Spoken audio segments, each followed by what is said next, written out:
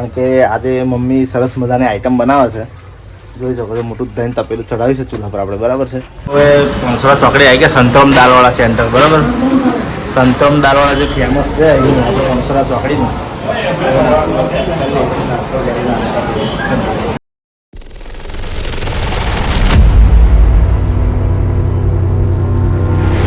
Welcome back to my new video. મિત્રો good morning, જય શ્રી કૃષ્ણ, જય માતાજી. દોરા કાઢે છે. તો આજે સરસ મજાનો વ્લોગ રહેવાનો છે, તો જોજો, બરાબર છે. કારણ કે આજે મમ્મી સરસ મજાની આઈટમ બનાવે છે. જોઈ શકો છો, મોટું દહીં તપેલું ચડાવ્યું છે ચૂલા પર આપણે, બરાબર છે. અને હવે મમ્મી તૈયારી કરવા મળી. જો મરચો બરચો બધું સમારા છે અને તપેલું ધોવા મળ્યું. કેટલું મોટું છે. મમ્મી શું બનાવવાનું આપણે? પાપડ.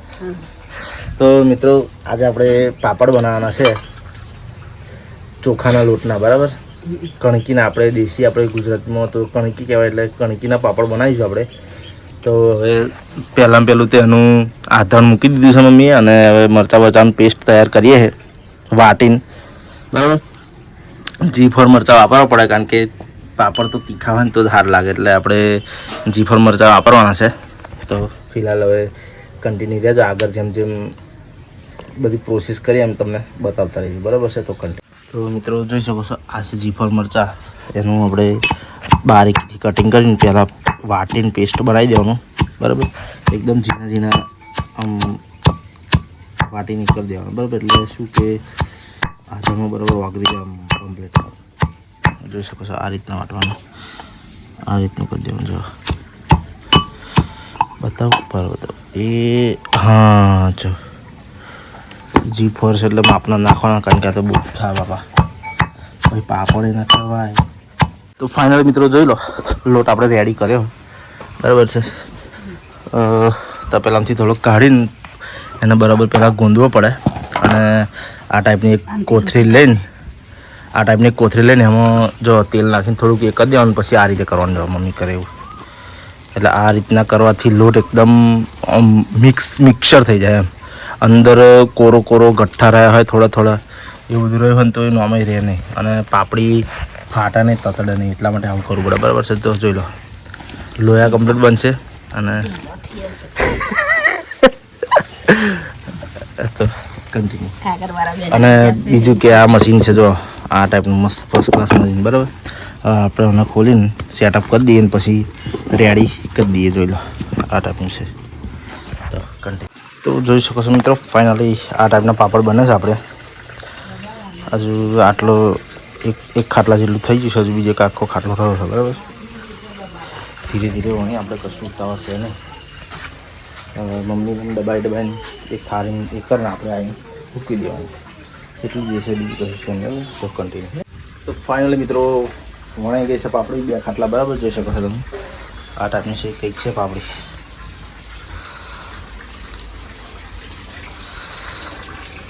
બરાબર. એકદમ પરફેક્ટ. તો હવે પાપડી લોટ ખાઈશું થોડોક, અને પછી તો કન્ટિન્યુ. એવું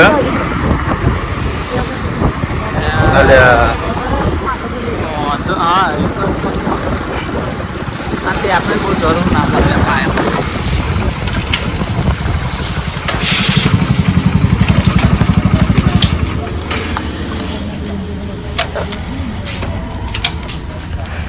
ફાઇનલ મિત્રો આપણે આવી ગયા પાછા પણસરા ભગવતી સ્ટીલ, કારણ કે આપણે તો જૂનું અને જાણીતું ભગવતી સ્ટીલ જ છે, બરાબર. જોઈ શકો છો તમે, આ છે આપણું ભગવતી સ્ટીલ. તો હવે થોડુંક લોખંડ લઈ લઈએ, ઉમરેટનો કંઈક શેડ છે એટલે એ શેડનું લોખંડ લઈ લઈએ, પછી આપણે કામકાજ આગળ બસ બતાવી દઉં.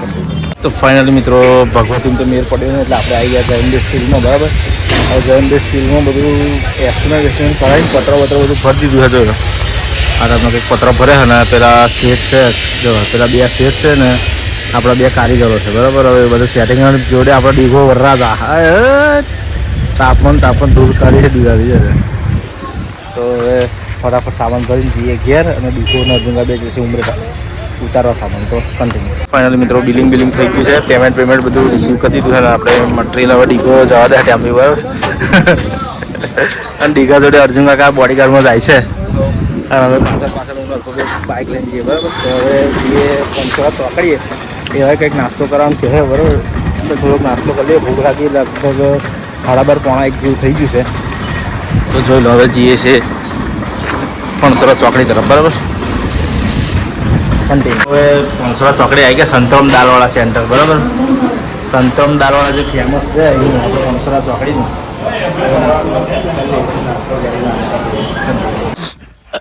તો ફાઇનલી મિત્રો વાગી જશે 5 અને 1 મિનિટ.